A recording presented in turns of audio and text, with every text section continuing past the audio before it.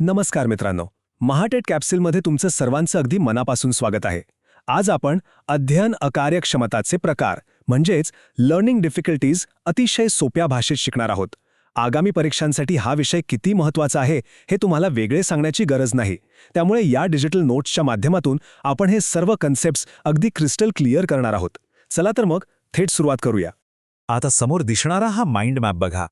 एकाच नजरेत संपूर्ण टॉपिक कव्हर करणारा हा आपला मास्टर प्लॅन आहे. परीक्षेच्या शेवटच्या क्षणी रिव्हिजन करण्यासाठी हा आराखडा खूप कामी येतो. आज आपण याच माहितीचे अतिशय सविस्तर विश्लेषण करणार आहोत, जेणेकरून या टॉपिकवरचा एकही मार्क आपला जाणार नाही.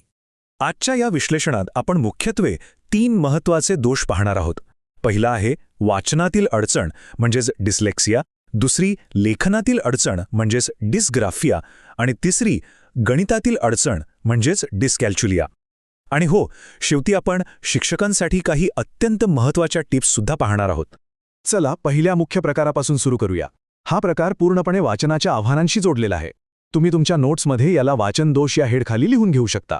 डावीकडे दिलेला शब्द बघा, डिस्लेक्सिया म्हणजेच डिस्लेक्सिया, आणि उजवीकडे त्याचा अर्थ दिलाय वाचनात दोष. टीईटी परीक्षेच्या दृष्टीने ही जोडी अत्यंत महत्त्वाची आहे. प्रश्न विचारला की वाचनाशी संबंधित अध्ययन दोष कोणता, तर उत्तर अगदी सेकंदात आठवलं पाहिजे, डिस्लेक्सिया. आता एक शिक्षक म्हणून वर्गात तुम्ही हे कसं ओळखणार? समजा एखादा विद्यार्थी धडा मोठ्याने वाचतोय, तर काही विशिष्ट लक्षणांकडे लक्ष द्या. वाचताना तो शब्द गाळतोय का? त्याला बघूनही नीट वाचता येत नाहीये का? किंवा नसलेले शब्द तो स्वतःहून मध्येच जोडतोय का? हे सर्व डिस्लेक्सियाचे संकेत आहेत. अशा मुलांना आपण जे वाचतोय ते बऱ्याचदा समजत नाहीत. त्यांचा वाचनाचा वेग खूप हळू असतो आणि अगदी गोष्टीतील गमतीजमतीसुद्धा त्यांना पटकन कळत नाहीत. मग अशा विद्यार्थ्यांसोबत आपला दृष्टिकोन कसा असावा?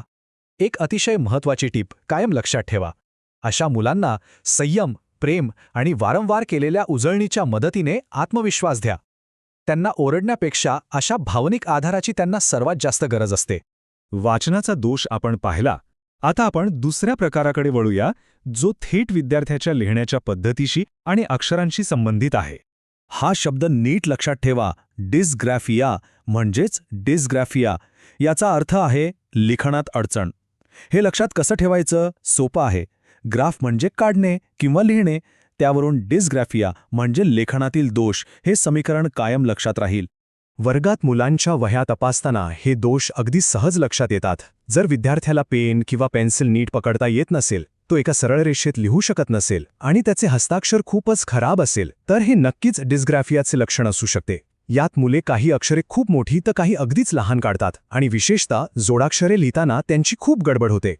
परीक्षेच्या काळात अशा मुलांसोबत काय काळजी घ्यावी हा एक महत्त्वाचा प्रश्न आहे. एक गोष्ट नेहमी लक्षात ठेवा, लेखन दोष असलेल्या मुलांवर हस्ताक्षरासाठी कधीही जास्त दडपण टाकू नये. परीक्षेमध्ये त्यांच्या हस्ताक्षरापेक्षा त्यांच्या ज्ञानाला महत्त्व द्या. खराब हस्ताक्षरासाठी त्यांचे मार्क कापणे योग्य नाही. आता आपण आपल्या तिसऱ्या आणि शेवटच्या अत्यंत महत्त्वाच्या दोषाकडे आलो आहोत. हा प्रकार आहे गणिताची भीती आणि आकडेमोडीच्या अडचणींशी संबंधित. या दोषाचे नाव आहे डिस्कॅल्क्युलिया म्हणजेच डिस्कॅल्क्युलिया. मराठीत याला आपण गणितात अडचण म्हणतो. हा शब्द लक्षात ठेवायला तर सर्वात सोपा आहे. कॅल्क्युलिया हा शब्द कॅल्क्युलेटर म्हणजे आकडेमोडीवरून आला आहे, बरोबर? त्यामुळे हा शब्द गणिताशी जोडलेला आहे हे चटकन आठवते. गणितातील ही अडचण आपण कशी ओळखायची? बघा, जर मुलाला बेरीज, वजाबाकी किंवा गुणाकार यांसारख्या चिन्हांमधील फरकच कळत नसेल, तर हे पहिलं लक्षण आहे. तसंच अंक उलटे वाचणे, जसे की 12ला 21 वाचणे, संख्यांचा क्रम विसरणे आणि बोटांवर मोजायला जड जाणे, हे सगळे डिस्कॅल्क्युलियाचे धोक्याचे इशारे आहेत. यातील स्थानिक किंमत न समजणे हा तर परीक्षेच्या दृष्टीने अतिशय महत्त्वाचा पॉइंट आहे. हे नक्की नोट करून ठेवा. मग अशा मुलांना गणित कसं शिकवायचं? यासाठी ही 3 पावले अत्यंत प्रभावी आहेत. पहिली पायरी, चित्रे, वस्तू आणि अंकांच्या गाण्यांचा वापर करा. दुसरी पायरी, त्यांना खेळांच्या माध्यमातून हसत खेळत शिकवा. आणि तिसरी, सर्वात महत्त्वाची पायरी म्हणजे नेहमी अतिशय सोप्या उदाहरणांपासून सुरुवात करा. यामुळे त्यांची गणिताची भीती हळूहळू नाहीशी होते. हे 3ही मुख्य प्रकार आपण पाहिले. पण या पलीकडे जाऊन एक शिक्षक म्हणून आपला मूळ दृष्टिकोन कसा असायला हवा ते आता थोडक्यात समजून घेऊया. एक गोष्ट कायम लक्षात असू द्या, प्रत्येक मूल हे युनिक म्हणजेच अद्वितीय असते. अध्ययन अकार्यक्षमता हा कोणताही आजार किंवा दोष नाहीये, ती फक्त एक अडचण आहे. अशा मुलांना योग्य मार्गदर्शन, प्रेम आणि संयमाची गरज असते.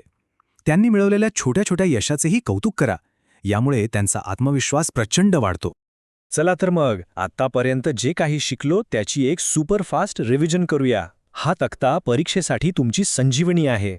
लक्षात ठेवा, डिस्लेक्सिया म्हणजे वाचनातील अडचण, डिस्ग्राफिया म्हणजे लेखनातील अडचण आणि डिस्कॅल्क्युलिया म्हणजे गणितातील अडचण. या 3 जोड्या पक्क्या पाठ करून ठेवा. परीक्षेमध्ये 1 मार्क फिक्स आहे. आजच्या या विश्लेषणाचा शेवट एका अतिशय सुंदर विचाराने करूया. योग्य समज, योग्य साथ आणि योग्य मार्गदर्शन मिळाल्यास प्रत्येक मूल उज्ज्वल भविष्य घडवू शकते. एक शिक्षक म्हणून आपण एखाद्या विद्यार्थ्याचं आयुष्य किती सकारात्मक पद्धतीने बदलू शकतो हे यातून सिद्ध होते. जाता जाता तुमच्यासाठी एक प्रश्न. आज आपण ज्या विशिष्ट पद्धती शिकलो आहोत त्यांचा प्रत्यक्ष वापर केल्यास वर्गातील ज्या विद्यार्थ्यांना अभ्यासात सर्वात जास्त अडचण येते त्यांना मदत करण्याचा तुमचा दृष्टिकोन उद्यापासून कसा बदलेल याचा नक्की विचार करा. आजचे हे विश्लेषण आवडले असेल तर लाईक, शेअर आणि सबस्क्राईब नक्की करा. महाराष्ट्र TET 2026च्या अशाच महत्त्वपूर्ण माहितीसाठी आपल्यासोबत जोडलेले रहा. धन्यवाद.